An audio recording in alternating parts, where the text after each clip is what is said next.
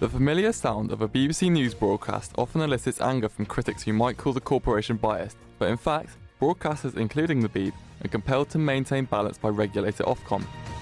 This is because television and radio's moving images and audio are highly pervasive and persuasive to audiences. This means newspapers' text is not as influential, so as stated in the Ipso code, they are allowed to editorialise and campaign. But discussion about just how much freedom newspapers should have has recently become more prominent. This is because online campaigns Stop Funding Hate are confronting the discourse certain tabloids produce around migration. Richard Wilson created Stop Funding Hate. Here, Richard explains how he hopes asking big brands to stop advertising in these tabloids will benefit British newspapers. What's happening in the UK media is not normal. There's a big, serious structural problem. The Sun and the Mail and the Daily Express are head and shoulders above the rest of the UK media in the intensity of their hostility towards these particular groups. So we want to end the institutionalised discrimination in the media, and we want to bring about a media that is treating everyone fairly. Hello, welcome to The Truths. I'm Russell Brand. Today I want to talk to you about the Stop Funding Hate campaign. Russell Brand is an advocate of the campaign, which has also received support from Lily Allen and Conservative MP Anna Soubry. Their promotional video has amassed over 8 million views on social media, but their main success has come from Lego and the Co-ops Group's decisions to review their advertising policies in light of the campaign's pressure. We think if more people continue to raise their concerns with the companies that they shop with, there is huge potential to make progress.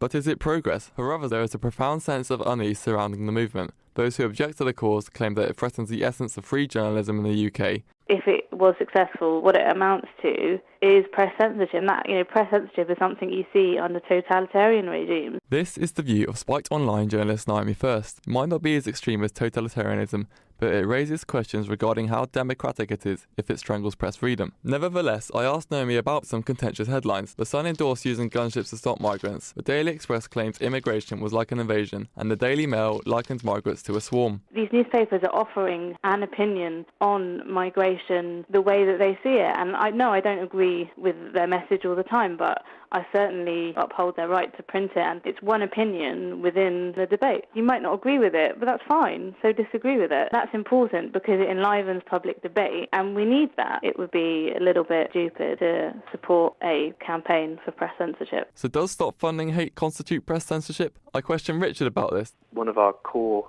aims is freedom of speech, but also freedom from discrimination. Voltaire said, "I may not agree with what you say, but I'll defend to the death your right to say it." He didn't say, "I'll defend to the death your right to get advertising revenue." Aboard the Southwest train service to London Waterloo only.